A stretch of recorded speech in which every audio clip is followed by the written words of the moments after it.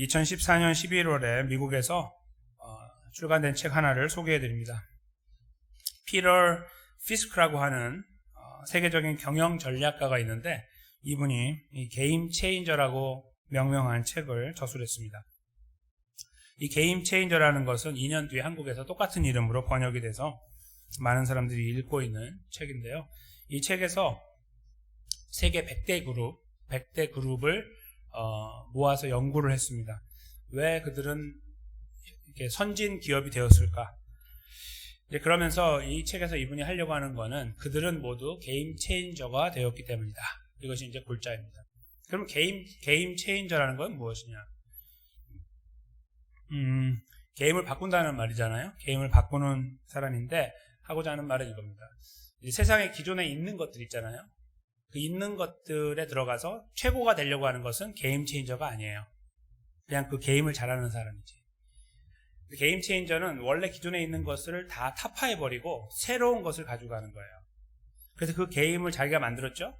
그 만든 게임에 사람들을 초대해가지고 자기가 거기서 군림하는 거예요. 나쁜 의미로 들여지지만 좋은 의미예요. 거기서 자기가 갖고 있는 룰을 다 퍼뜨려서 자기 룰을 따라오게 만드는 사람들. 이게 게임 체인저의 기본적인 개념이에요. 예를 들면 스마트폰이죠. 스마트폰이 나온 지 20년도 지금 안 됐잖아요. 근데 세상을 완전히 바꿔버렸죠. 한국에는 거의 99%가 스마트폰을 갖고 있다고 그래요. 그러니까 어린 아이부터 이제 뭐 손 누를 줄 알면 전부 다 전화기 갖고 있는 거예요. 99%니까. 최고죠. 세계 최고. 보급률이. 그러니까 전화기 없으면 삶을 못 산다고 생각하는 게 맞을 정도가 되어가고 있어요. 전화기에 모든 게 다 들어요. 근데 그것이 처음 나왔을 때는 미친 짓이라고 그랬어요. 사람들이. 저렇게 하면은 사람이 머리 복잡해진다고. 이거 조그만 거에다 뭘 넣고 다니냐고. 전화는 전화지. 심플하게. 그렇게 말했었어요. 많은 사람들이. 그들의 예상은 틀렸습니다. 이 처음 전화기, 스마트폰을 만든 스티브 잡스는 그래서 이 책에서 게임 체인저로 명명, 이름을 딱 올려놓고 있는 거예요. 새로운 것을 갖고 왔어요. 사람들은 다 거부했어요. 전화기나 잘 만들자. 전부 다 전화기나 잘 만들고 있었어요. 하라는 대로 순종하면서. 그래서 우리가 1등이냐 2등이냐 그거 계산하고 있을 때 다 치워버리고 갑자기 전화기를 새로운 거 갖고 온 거였다. 그게 뭡니까? 다 들어와. 하고 싶으면 다 들어와. 결국은 다 들어와서 저 밑에 다 들어가는 거죠. 심지어 한국의 최대 그룹 삼성도 그 밑에 들어가는 거예요. 그 아이디어를 바꿀 수가 없는 거예요. 그걸 넘어가는 아이디어를 만들지를 못해요. 그게 바로 게임 체인저라 이거죠. 그것이 세상을 경영하니까 게임 체인저가 돼야 된다. 아니 골자가 되는 거예요. 저희가 성경을 읽다 보면 이야기가 갑자기 바뀌어지는 일들을 많이 경험해요. 그러니까 사람이 진행하고 있는 일들이 갑자기 틀어지거나 아니면 더 잘 되거나 이런 것들을 저희가 성경 속에서 발견하게 되는데 저는 오늘 본문 속에서 게임 체인저가 등장하고 있음을 발견합니다. 어떤 게임을 바꾸고 있는지, 누가 바꾸고 있는지, 어떻게 이루어졌는지 그 내용을 저희가 잠깐 헤아려 보려고 합니다. 오늘 제가 말씀드린 게임 체인저, 그런 게임 체인저로 등장하고 있는지 아니면 이름은 게임 체인저인데 사실 그 게임 속에 같이 들어있는 사람인지 그런 존재인지 그런 것들을 저희가 한번 이렇게 말씀을 깊이 상고하면서 헤아려 보려고 합니다. 이 헤아림 속에 하나님의 은혜가 있기를 원하고 여기 계신 모든 분들을 하나님께서 만져주시고 회복해 주시는 은혜가 말씀 속에 임하기를 간절히 소망하면서 말씀으로 들어가겠습니다. 저희가 약 한 달 좀 전에 이 룻기 이 말씀을, 이 앞부분의 말씀을 살폈기 때문에 계신 분들 중에는 혹시 그때 무슨 일이 있었지? 기억을 못 하시는 분이 계실까봐 잠깐 배경을 말씀드리면 1절에서 5절 앞부분의 내용인데 나오미와 룻이 대화를 하는 장면이 나오죠. 그러니까 며느리 되는 룻에게 나오미가 아주 요즘 말로 잘 쓰는 신박한 제안을 합니다. 그게 뭐냐면 너 목욕 깨끗하게 해라. 마치 결혼의 전날 신부가 자기를 단장하는 것처럼 그 며느리를 준비시키죠. 심지어 향수까지 뿌리도록 합니다. 그런 다음에 그날은 무슨 잔치날이 아니고 저 아래쪽에서는 지금 추수가 이루어지고 있는 날인데 그걸 잘 봤다가 보아스가 있는 곳을 봐두고 보아스가 잠자리에 들면 그 자리에 들어가라. 이렇게 계획을 말하죠. 그래서 제가 그때 굉장히 신랄하게 그 계획을 비판했었습니다. 그 계획은 무슨 계획인지 알기 때문입니다. 은근슬쩍 들어가서 하룻밤을 지내고 나서 모든 앞으로의 게임을 바꾸는 그들만의 게임 체인징의 플랜이었어요. 그걸 가지고 제안했을 때에 아주 순종하는 룻이 거부감 없이 받아들이고 하게 됐다. 그걸 저희가 함께 나누었던 것을 기억하실 겁니다. 근데 조금만 더 배경을 말씀드리면 그렇게 저희가 딱 이렇게 다른 시각에서 읽으면은 이거 좀 비판할 수 있는 여지가 있는데 그 안에 들어가면 비판하기 어려운 것이 있어요. 뭐냐면 그 전체적인 분위기가 그런 것들이 별로 중요하지 않은 때였단 말이에요. 무슨 정조 같은 거? 그런 거 별로 중요하지 않아요. 그런 상황 속에 그들이 살았어요. 그러니까 지키고 뭐 자기가 내가 한번 희생해가지고 확 일어나면 되는 거지라는 것들이 오히려 지혜롭게 여겨질 수 있는 환경, 그 환경 속에 그들이 살았어요. 사사시대에 살았기 때문에. 사사시대는 하나님이 주인이라고 하여 하나님을 따라가는 것이 아니라 하나님의 이름은 여기에 그냥 빙빙 떠다니고 있고 나의 삶은 여기에서 완전하게 충실하게 살아가는 삶이었어요. 그래서 왕이 없더니 자기 마음에 좋은 대로 행하였더라. 자기 멋대로 행하였더라.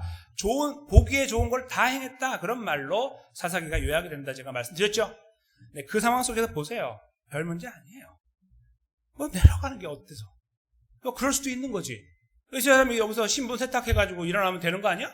라고 생각할 수 있는 여지가 이들에게는 충분히 있었어요. 그러니까 거기다 가뜩이나 룻은 이방 사람이었습니다. 백그라운드가 배경이 이방 사람이니까 이렇게 막 혼란하게 살아가는 것이 그렇게 많이 도덕적으로 문제가 되지 않았어요. 그들에게는 미안한 이야기지만 정말 그들은 그렇게 살았어요. 특별하게 그런 성적인 정조에 대한 그런 룰이 딱딱딱 정해져 있고 그것이 막 존중되어지지 않았단 말씀이에요. 그렇게 밖으로는 보였지만 그렇게 안 살아가도 괜찮았어요. 제재가 없으니까. 그러니까 어머니, 시어머니가 제안하는 제안이 아주 신박한 제안인 거예요. 그래? 그래. 내가 들어왔는데 저 사람 내가 지내보니까 괜찮아요. 추수 끝날 때까지 왔는데 꽤 인격도 괜찮고 좋아. 그런 상황 속에서 동의하게 됐다. 여러 가지 요인들이 동의하게 만들었다라고 볼 수 있다는 거죠. 오늘 이제 본문에 들어가면 이제 그 일이 벌어지는 거죠. 그가 타작마당으로 내려가서 시모의 명대로 다 행했다. 그러니까 다 준비하고 숨어서 이렇게 보고 있다가 잔치가 끝나고 이제 뭐 다 끝나고 났더니 피곤하니까 보아스가 7절에 보면 먹고 마시고 즐거워하다가 노적거리라는 것은 이제 다 거두어들인 그 곡물을 말해요. 곡물 끝자락에 가서 자리를 펴고 누웠다는 거예요. 이제 그게 내 거잖아요, 다. 딱 상징적인 거죠. 다 옆에 누워서 이제 만족스럽게 다 이거 내가 다 내 거다 하면서 그 옆에 자는 거예요. 그렇게 딱 누워 있는데 룻이 가만히 가서 그 발치 이불을 들고 거기 넣었다. 아무도 없는데 거기에 보아스만 자고 있는데 그리고 이제 지금 약간 정신이 몽롱한 가운데 자고 있을 때 밑으로 들어간 거예요. 이불을 들고 발치에 피부가 딱 접촉이 됐겠죠. 그래서 누웠다. 7절입니다. 그러니까 그 사람이 처음에는 몰랐어요. 보아스가 아마도 이 정신이 혼미해서 그랬겠죠. 그러다가 이제 미드나잇이 됐어요. 밤중이라는 거는 이제 밤중간 미드나잇이라는 말인데 그때 그 사람이 그 보아스가 놀랐어요. 뭐가 차가우니까 이렇게 뭐가 느껴지니까 딱 몸을 뭐지 하고 봤더니 한 여인이 자기 발치에 누웠어요. 껌껌하니까 잘 안 보였겠죠. 그러니까 물어보는 거예요. 너 누구냐? 9절에 이렇게 물어보니까 나는 당신의 시녀 룻입니다. 이렇게 말하죠. 룻이 누군지는 알잖아요. 그러니까 이름을 말하는 거야. 당신의 시녀. 지금까지 당신과 함께 추수하는데 옆에서 좀 일하면서 제 것만 거두어드린 그런 시녀다. 이제 그런 표현을 한 거죠. 그러면서 하는 말이 당신의 옷자락으로 시녀를 덮으소서. 당신은 우리의 기업을 물을 자가 됩니다. 이 말은 해석하기에 따라 조금 다양하게 해석이 되는데요. 옷자락이라는 말은 날개라는 뜻이에요. 날개로 덮는다는 뜻은 감싼다, 안는다는 의미가 있죠. 이렇게 문학적으로 보면. 그래서 안는다, 안아서 여러 가지 이제 거기에서 의미가 나오게 돼요. 여러 가지로. 그러니까 뭐 이렇게 부모가 자녀를 안는다 그런 의미가 될 수도 있지만 남자와 여자가 안는다는 것은 좀 다른 의미가 거기서 이제 발생하게 되는 거죠. 이제 그런 의미를 말한 거예요. 볼 수 있어요, 그렇게. 그래서 그렇게 해주십시오. 저를 안아주십시오. 이제 그런 표현으로 이해가 되고요. 그러면서 하는 말이 있어요. 왜냐하면요, 당신은 우리의 기업을 물을 자가 되기 때문입니다. 제가 들었는데 당신은 우리의 이 가문을 책임져야 하는 하나님의 법에 따르면 이제 그렇다는 겁니다. 그러니까 참 사람들이 여기에 보여지는 이 흐름들이 되게 간사하다는 것이 느껴지는 것이 하나님의 법을 이렇게 온전하게 좀 생각하면서 같이 따라가는 게 아니라 필요한 것만 딱딱 뽑는 거죠. 이렇게. 그래서 자기가 어려우니까 먹고 살아야 되니까 하나님의 법이 어떻게 됐나 보는 거예요. 보니까 좀 잘 사는 사람이 있으면 그 사람이 이 가족을 책임지는 거구나. 이렇게 그런 거 딱 알아내는 거예요. 여기서 이제 그런 거잖아요. 그리고 나오미도 그렇게 알고 있었다고. 그래서 그렇게 해가지고 이 사람을 딱 거는 거죠. 여기다 딱 하나 걸어놓으면은 이제 내 인생 끌려가면서 뭐 좋아질 수 있는 거니까 그렇게 적용하고 있는 거예요. 그러니까 이 분위기를 보면 매우 어두워요. 어둡고 별로 이렇게 좋은 걸 기대할 수 없는 상황에 이 사람은 아주 힘을 다해서 이 사람한테 훅을 걸어야 되는 상황으로 이렇게 하고 있는 거예요. 그 마지막 순간에까지 훅을 거는 거죠. 당신이 우리의 기업을 물을 자라고 제가 알고 있습니다. 그러니까 저를 안아주십시오. 이렇게 되는 거예요. 그러니까 이게 지금 만약에 당시 사람들이 이 말 자체에 대해서 그냥 잘 이해했다면 아 그래? 그럼 원나잇 지나고 나면 이제 부부가 되는 거야? 그러면 이렇게 되는 거야? 이런 생각을 이제 할 수 있는 충분한 여지가 남겨있는 부분이에요. 그러니까 이 상황까지 보면요. 여기 이제 한 게임이 지금 진행되고 있는데 누가 만든 게임이냐면 나오미하고 룻이 계획한 게임이에요. 지금까지 순조롭게 잘 진행이 됐어요. 이렇게. 그리고 할 말도 다 했어요. 그래서 이제 반응만 기다리고 있는 거죠. 그러니까 이 게임 속에 그가 들어오냐 마냐 그게 이제 남아있는 가운데 10절이 시작되는 거죠. 10절을 보시면 이제 10절부터 마지막까지는 계속 보아스가 이야기해요. 이제 가로되 먼저 내 딸아 이렇게 부르더니 여호와께서 내게 복 주시기를 원하노라고 참으로 확 끼얹죠. 이 분위기가 느껴지십니까? 지금 여기에서 깼을 때 이런 말을 듣고 저를 안아주세요 그러면 보아스가 이제 그래 하면서 안을 수 있는 상황이라 이거예요. 모든 게 지금 다 잘 준비되어 있는 상황이에요. 향수까지 뿌렸고. 근데 여기 당연히 다음 그러면 이제 그래서 그들이 하룻밤을 지냈다 이렇게 나가면 되는 거예요. 그냥 일반적인 책은 그렇게 써 있는 게 맞아요. 플랜대로 되는 거예요. 개임대로 되는 거죠. 근데 여기에서 개임에 찬물을 껴얹는 거예요. 누가 등장해요?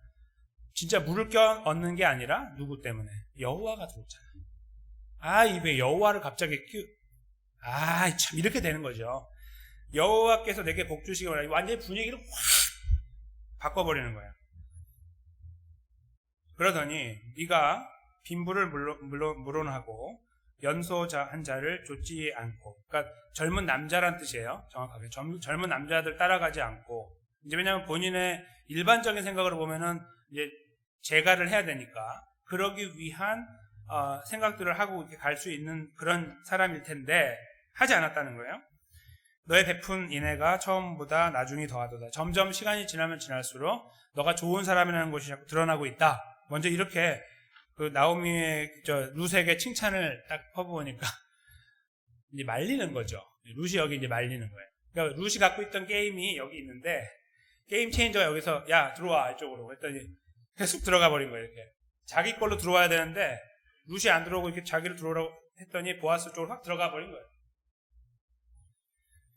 11절에 계속 그를 부릅니다. 내 딸아 두려워 말라. 그 딸이라고 부르는 거는 여러 가지 의미가 있다고 말씀드렸죠. 그 사람이 신분이 높을 수도 있고 나이가 많을 수 있다 그랬어요. 저는 두 가지가 다 연결됐다고 봐요. 내가 네 말대로 너에게 다 행할 거다. 그러니까 지금 기업 물을 자라는 거, 내가 네 가정을, 네 시모까지 내가 다 책임지겠다 그 말이죠. 그 이유가 있어요. 여기에는 안 나왔지만 원래는 왜냐하면이라는 게 붙어 있어요. 다 행하리라 다음에 왜냐하면 네가 현숙한 여자인 줄 나의 성읍 백성이 다 알고 있기 때문이다. 그러니까 다른 말로 바꾸면 이거예요. 우리가 이렇게 어두운 데서 이렇게 일 벌이지 말고 밖에 나가서 오픈하면 사람들이 너를 칭찬할 거고 나는 떳떳하게 너와 결혼할 수 있다. 그런 말이에요. 여기서 우리가 지금 뭐 하고 있냐 이게. 이렇게 안 해도 된다 이거예요. 이렇게 어둡게 하지 말고 나가자. 너는 생각보다 사람들이 평판이 좋고 내가 너와 결혼한다고 해도 사람들이 좋은 여인과 결혼했다고 할 것이지 이상한 여인하고 결혼했다고 말하지 않을 거라고도 본인도 알고 있는 거예요. 그러니까 그 내용을 바탕으로 이야기를 전달하는 거죠. 이 게임은 어떠냐? 이런 의미예요. 계속 저희가 12절 13절을 읽겠습니다. 참으로 나는 내 귀여운 물을 잔데 물을 자가 나보다 더 가까운 친족이 있다. 즉 나도 그 중에 한 명이지만 나보다 내 바로 앞에 더 가까운, 그러니까 자기가 만약에 그 이렇게 좀 촌수가 뒤로 밀리면 자기보다 앞에 있는 사람이 있을 거 아니에요. 그런 의미입니다. 조금 더 가까운 사람이 있다라고 이야기를 하는 거예요. 그래서 이제 그 이어지는 내용 보세요. 이제 사람들 앞에 서서 밝을 때 다 보는 데서 하는 거예요. 일단은 너는 오늘 여기서 자고 이 밤에 여기서 머물고 아침이 되면 밝아지면 그가 기업 물을 자의 책임을 내게 이행하면 좋고 그래서 그 기업 물을 자가 책임을 다하면 좋겠다. 어쩌 이렇게 말을 하고요. 그런데 만일 그가 기업 물을 자의 책임을 너에게 이행코자 아니하면 여호와의 사심으로 맹세하노니 내가 기업 물을 자의 책임을 너에게 행하리라.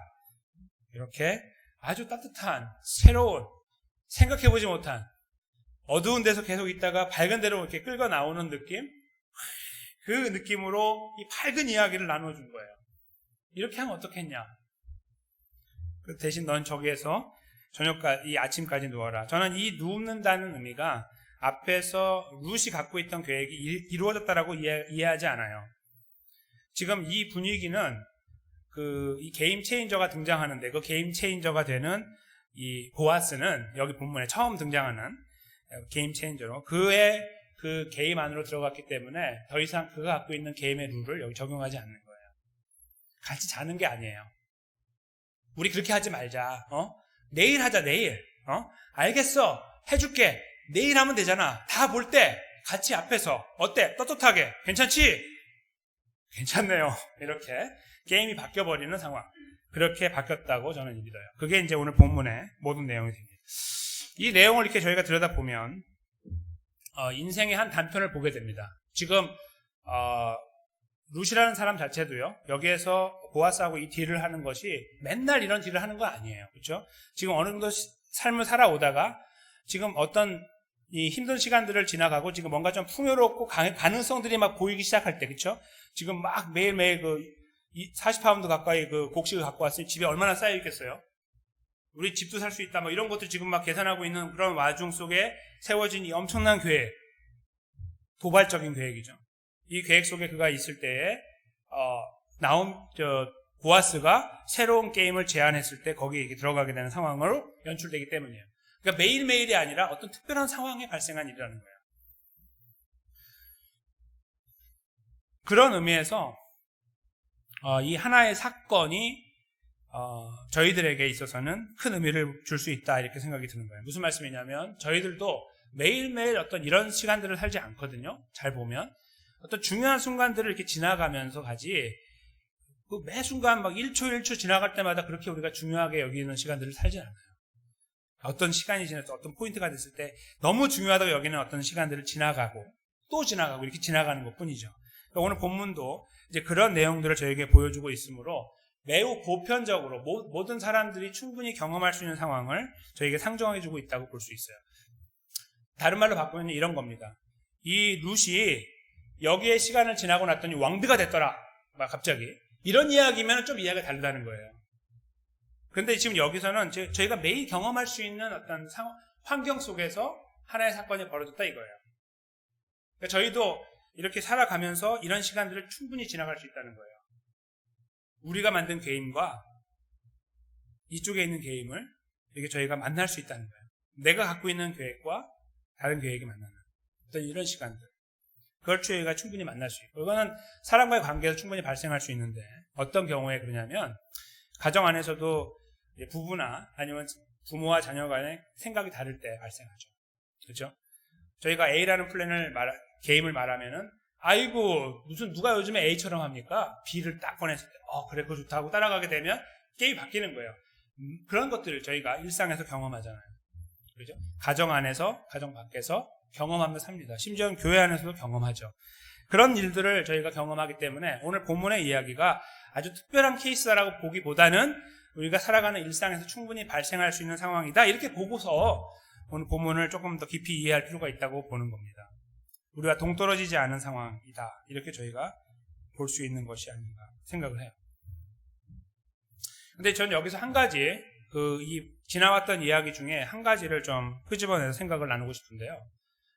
기업 물을 자라는 말을 저희가 오늘날 신약에서 쓸 때는 뭐라고 쓰냐면 구원자라고 씁니다. 영어로 리디머라고 부르는데 리딤이라는 표현을 이제 써요. 그러니까 뭔가 이렇게 바꾸는 거예요. 익스체인지라는. 그걸 이제 저희가 예수님을 부를 때에 리디머라고 써요. 그래서 뉴욕에는 리디머 교회라고 하는 굉장히 성경적인 교회가 있어서 많은 사람들이 복음을 전하기도 해요. 그러니까 리디머라는 단어가 여기 나오는데 우리는 그냥 기업 물을 잘하는 표현을 썼기 때문에 그것이 바로 그 구원자라는 의미가 함께 있구나 라고 이해하시는 것이 좋습니다. 근데 여기 본문을 보면요, 이 게임 두 가지를 다시 한번 보세요.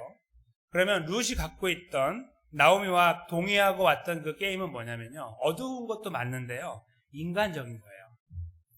이제 그 리디머가 될 수 있는 보아스에게 왔잖아요. 그 앞에 서가지고 그가 할 수 있는 모든 걸 한 거예요. 그의 마음을 사기 위해서. 그렇죠? 그러니까 리디머의 마음을 사야만 산다라는 그 위기의식과 상황의식 때문에 그가 자기가 할 수 있는 최선을 다해 준비하고 왔어요. 그랬을 때 기대하고 있는 거는 이제 수고 많았네. 그래, 좋다. 하고 뭔가 다음으로 가야 되는데 그렇지 않고 이쪽에 있는 보아스는 새로운 계획을 제시했다는 거잖아요. 새로운 게임을 제시했어요. 이것이 저에게 무엇을 보여주고 있을 거라고 생각하세요? 저는 모든 사람들이, 이 세상의 모든 사람들이, 그리스도인이건 그렇지 않건 모든 사람들이 우리보다 강한 존재를 대하는 일반적인 자세가 거기 담겨 있다고 믿어요. 그러니까 자기를 낮추고 나를 거두어 주세요, 이렇게 하는 거죠. 나를 낮추고 나를 거두어 주세요. 나는 최선을 다해 준비했어요. 이거예요. 마음으로 준비하고 몸으로 준비하고 모든 걸 준비했으니 나를 좀 거두어 주세요. 이 자세가 아닐까 생각해요. 저희가 이렇게 잘 보시다 보면 삶을 이렇게 한번 생각해 보시면 어떤 상황이 좋아져서 나보다 힘이 센 사람을 만나면요, 그런 말 있잖아요. 내가 더럽지만, 그렇죠? 저 사람이 나보다 힘이 세니까 내가 여기 잠깐 무릎을 꿇는 거지, 내가 저 사람하고 전혀 존경하지도 않고 그런 거 하나도 없습니다. 저희가 이렇게 말씀하시는 것들을 많이 듣잖아요. 우리가 어쩌면 그렇게 살아올 수도 있고 지금까지, 그렇죠? 그런 경우들이 있을 때마다 내가 할 수 없이 이거 하는 거지, 내가 저 사람 절대 존경하지 않아요. 내가 여기 무릎 꿇는 거는 요거 넘어가기 위해서 끌어요. 그렇게 말하는 거잖아요. 어쨌거나 저희는 그 국면을 극복하려면 나보다 힘이 센 존재 앞에 무릎 꿇어요.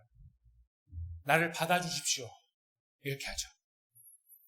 그렇게 우리가 살아가고 있어요. 서로 간의 관계에서도 그렇고요, 인간관계도 그렇고 돈이라는 문제 앞에도 그래요. 그 앞에 우리를 납작 엎드리는 거예요. 이렇게. 나를 품어주세요. 나를 거두어주세요. 이렇게. 그래서 지금 룻이 보여주고 있는 이 걸음들은 생소한 이야기나 아니면 우리보다 덜 떨어진 사람들의 모양이 아니라 우리가 매일매일 살아가고 있는 삶에서 충분히 발견하고 경험할 수 있는 일들이라는 거예요. 그냥 내 생각을 확 바꿔서가 아니라 우리가 그런 힘이 있는 존재들 앞에 서면은 우리도 모르게 무릎이 꿇어지는 어떤 이런 것들을 경험하는 거. 그 모양이 이 본문 속에 담겨 있다는 거예요. 만약에 그것이 하나님이 계획하신 길이고 누구나 모든 인류가 그런 방법을 통해서 구원받아야 된다면 사실 우리가 자신이 없죠. 왜냐하면 우리는 그렇게 살지 않기 때문에 그래요. 무슨 말씀이냐면 맨날 그 힘 있는 존재 앞에 가서 그렇게 하지 않고요, 어느 정도 고비를 넘으면은 이게 돌리잖아요. 그렇죠? 죽을 것 같은 하나 딱 넘기고 나면 하나님 감사합니다 이렇게 할 수 있으나 다시 고개를 돌려요. 이쪽을 딱 보기 시작하면서 내가 원래 갖고 있던 게임을 다시 시작해요. 여기서 이렇게. 그래서 다시 또 거기 탁 걸리면 이쪽으로 또 오는 거죠. 그렇기 때문에 저희가 아주 변함없이 절대자 하나님을 향해서 그런 자세를 갖고 있지 못함으로 하여 만약 그 룰이 진짜 하나의 룰이라고 하면 우리에게는 소망이 없다는 거예요. 절망뿐이지. 근데 오늘 여기에서요, 이 보아스가 보여주는 건 뭐냐면 야야야 아서라 이렇게 하죠. 아서라 그 방법을 치우라 이거예요. 그게 아니다. 내가 가지고 있는 방법을 내가 제시할게 봐라 하면서 그를 품는 거예요. 어떻게 해요? 깨끗하게, 올바르게, 정직하게, 분명하게, 자랑스럽게. 여기서 저희가 발견하게 되는 사실은 구원자 하나님을 향해 달려가는 모든 인류가 그 앞에서 어떻게 하든 내가 이 문제를 해결하기 위해서 발버둥을 치고 나를 좀 도와주시면 안 되겠습니까? 라고 빌고 살아가는데 그것이 우리를 해결할 수 없다는 것을 보여주고 있는 거예요. 첫째로는 그 게임은 틀렸다는 거예요. 할 수 없다는 거죠. 이룰 수 없다는. 그러나 하나님께서 이 보아스 통해 보여주는 그 내용이 뭐냐면 하나님의 게임이 들어오는 거예요. 그 하나님의 게임이 들어왔을 때 우리가 처음에 내가 갖고 있는 건 뭐냐면 착한 일을 하고 올바르게 살고 신한테 잘 보이고 이러저러한 일들을 쭉 종합해서 쌓으면 하나님이 어여삐 보고 나를 끌어주겠지, 구원하겠지라는 생각, 그 생각을 다 버려버리고 하나님께서 새로운 게임을 가져오는 거예요. 그 새로운 룰을 가지고 오시는 거예요. 오늘 이 보아스가 갖고 오는 것이 바로 그것을 상징하고 있는 거죠. 이 이야기의 끝자락에서 보아스의 이 새로운 게임 체인징 룰을 가져오는 것은 보아스 자체가 그 역할을 하는 것은 맞지만 더 크게 보면 하나님이죠. 이제 그 상황을 생각해 보시면 알아요. 그 아무도 없는 상황. 그러니까 이게 지금 그 하나님이 나를 보고 계신다. 이건 정말 중대한 상황이다. 조심해라. 이런 뭔가가 있어가지고 그 앞에서 룻을 만나는 게 아니라 만약에 이제 그런 게 아니었다고 하면 누구나 그런 것쯤은 지나가는 거지 그거 갖고 심각하게 생각해라고 하는 그 모든 분위기가 팽배한 상황 속에서 하룻밤은 아무 문제가 아니에요. 힘 있는 보아스에게. 근데 거기에서 이 생각을 정리하고 하나님께 이 시선을 고정하면서 이 분위기를 이끌어가는 이 보아스의 모습 속에 보아스의 위대함이 아니라 하나님의 위대함이 보인다는 거예요. 하나님이 이 보아스를 사용하시고 있는 거예요. 그래서 새로운 게임을 만들고 있는 거고 제시하고 있는 거죠. 그걸 저희가 여기서 읽어낼 수 있으면 하나님께서 우리를 향한 새로운 게임을 제시하시는 방법에 저희가 동의할 수 있게 되는 거예요. 그거를 생각할 수 있는 여지가 생긴다는 겁니다. 그 새로운 게임에 대한 룰이 바로 디모데전서 1장 15절에 기록되어 있어요. 듣도 보도 못한 법이죠. 인류 역사에 그 어떠한 똑똑한 사람도 생각하거나 상상하거나 만들어내지 못하는 일입니다. 그것이 무엇일까요? 한번 저희가 디모데전서 1장 15절을 한 목소리로 읽겠습니다. 미쁘다 모든 사람이 받을 만한 이 말이여 그리스도 예수께서 죄인을 구원하시려고 세상에 임하셨다 하였도다. 죄인 중에 내가 괴순이라. 아멘. 이 말씀이죠. 먼저 앞부분만 잠깐 보시면 미쁘다라는 말은요 이쁘다는 말이 아니고 믿음직스럽다 그 말이에요. 옛날 고어예요. 그래서 믿음직스럽다, 믿을 수 있다, 충분히 믿을 만한 가치가 있는 거다 이 말이에요. 뭐가요? 그래서 모든 사람이 받을 수 있는 말인데 뭐냐면 그리스도 예수께서 죄인을 구원하시려고 세상에 임하셨다 하였다 이 말씀입니다. 너무나 저희들이 익숙한 말씀이고 별로 감흥이 없는 말씀일 수 있으나 잘 생각해 보시면 천지가 개벽할 말씀이에요. 세상에 이런 이야기가 없거든요. 어디에도 없어요. 신이 만든 피조물이 타락했을 때 그것을 회복하기 위해 신이 직접 내려오는 거예요. 그 문제를 해결하기 위해서 없어요. 이렇게 말하죠. 네가 똑바로 해봐. 심지어 네 자녀를 죽여갖고 피를 나한테 바쳐라. 이렇게 하죠. 심장을 꺼내갖고 나한테 던져라. 이런 이야기들 해요. 그렇게 하면 내가 받아줄까 말까. 이렇게 되는 거죠. 한 번 하면 안 돼요. 계속 죽을 때까지 해야 되죠. 이런 것들. 그러니까 뭔가 아까 룻이 보여준 거, 내 몸을 정죄하고 깨끗하게 내 마음을 겸비하게 만들어가지고 나를 거두소서 하는 방법이에요. 모든 인류가 만들어내는 방법. 그걸 벗어날 수가 없는. 그때 예수 그리스도께서 이 땅에 오신 거예요. 그것을 믿음의 눈으로 바라보고 있는 사도 바울의 입을 통해 하나님이 이 고백을 만들어내는 거예요. 그리스도 예수께서 죄인을 구원하시려고 세상에 임하셨다. 이게 하나님의 게임 체인징의 룰이 됩니다. 하나님이 사람들은 내가 노력해서 구원받는 이 룰 안에 갇혀서 거기서 뭔가를 하고 있어요. 하나님께서 여기에 새로운 게임을 만들어 놓으셨어요. 야, 이리 들어와. 뭔데요? 너희 아무것도 안 해도 돼. 네? 예수 그리스도가 너를 위해 십자가에 죽고 부활했어. 끝. 이렇게 말씀하시는 거예요. 이 게임 안으로 저희를 초대하신 거죠. 근데 저희가 거기에 우리의 능력과 의지로 못 들어가니까 성령 하나님을 보내셔서 우리의 눈을 열어주시고 마음을 열어주셨어요. 거부할 수 없어요. 똑똑하다, 무식하다, 많이 갖고 있다, 적게 갖고 있다 문제 아니에요. 나이가 많다 적다의 문제도 아닙니다. 하나님께서 여시면 다 열려요. 열려서 열린 분들이 이걸 바라볼 때 이 게임 안으로 들어오게 되는 거죠. 그리고 예수 그리스도를 믿고 구원받고 예수님이 이런 분이라고 고백을 하는 데까지 이르게 되는 거예요. 그 의미에서 하나님께서 진실로 하나님 백성들을 위한 게임 체인저로 견고하게 세워지게 되셨어요. 예수님을 통해서. 그 고백을 담아낼 수 있는 사람이 마지막에 던지는 고백이요. 이 1장 15절 끝에 붙어 있는 내용이에요. 저는 개인적으로 이 말씀을 너무너무 좋아합니다. 그리고 제가 계속 묵상하고 있고 너무너무 사랑하고 저의 고백이 되기를 소망하고 있습니다. 제 페이스북에 친구분들은 아시겠지만 페이스북 사진에 이 내용을 원래 언어인 그리스어로 써가지고 붙여두었어요. 저는 이것이 저에게 가장 소중한 제 삶의 목표이고 방향입니다. 뭡니까? 죄인 중에 내가 괴수다. 옆 사람이 안 보여요. 그렇죠? 이 은혜를 생각할 때에 우리 자신만이 보이는 거예요. 누구 이렇게 손가락 꺼내서 할 수 있는 여지가 없어요. 시간이 없어. 그거 할 수 있는. 항상 여기만 보이니까.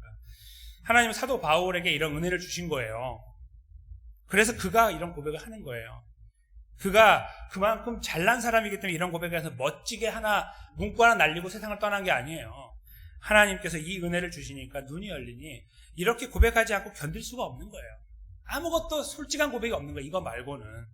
그래서 이 놀라운 게임 체인징의 룰 안에 들어갔을 때 그가 납작 엎드려서 하는 고백은 아이고 하나님, 내가 저 많은 죄인 중에 내가 최고입니다. 내가 우두머리입니다. 라고 고백하게 됐다는 거죠.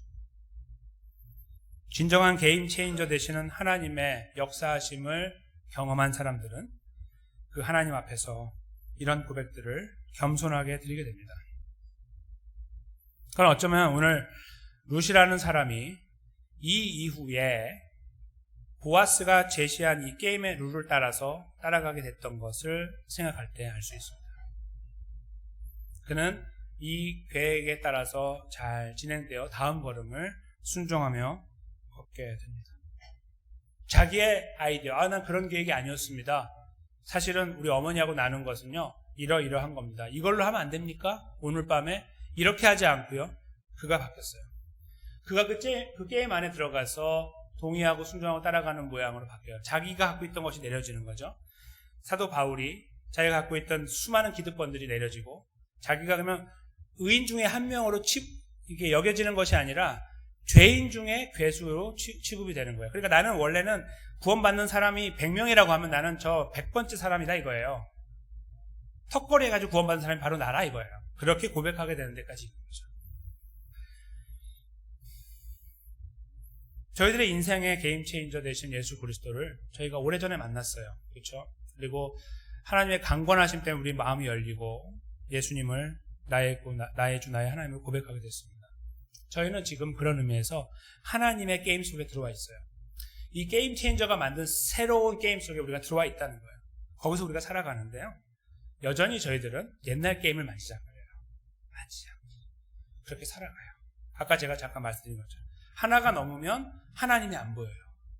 2개 넘으면 하나님이 더 안 보이고 10개를 넘으면 더 안 보여요. 넘을 때는 죽을 것 같아서 붙잡고 가는데 넘고 나면 안 보여요. 이런 모습이 저희 삶 속에 너무나 깊이 들어가 있어요. 우리가 그 게임이 너무 좋아요. 사랑스러워요. 내가 만지작 내 룰이 있어요. 내가 하고 싶은 것이 다 들어가 있어요. 그렇죠? 만지작 그것이 경제적인 것이건 사회 지위적인 것이건 건강의 문제건 관계의 문제 모든 것들이 거기 들어가 있어요. 여기 다 집약이 돼 있어요. 잘 정리돼 있어요. 아주 정확하게 정리가 돼 있어요. 이거예요.